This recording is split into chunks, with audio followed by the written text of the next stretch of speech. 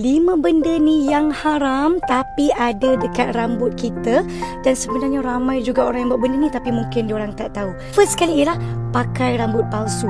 Kadang-kadang kan rambut kita pendek, tapi bila kita tengok orang lain rambut panjang, cantik, kita pun pakai rambut palsu. Maka yang itu tak boleh pakai. Yang kedua ni, yang ni dia tak pakai rambut palsu, tapi sebab dia nak instant rambut dia panjang, so dia buat hair extension.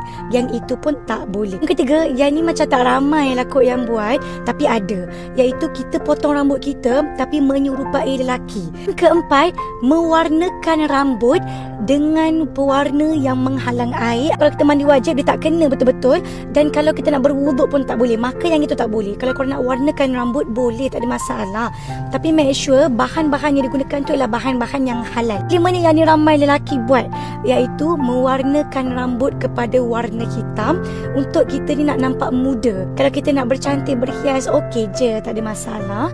Tapi 5 benda ni make sure kita jangan buat, okey?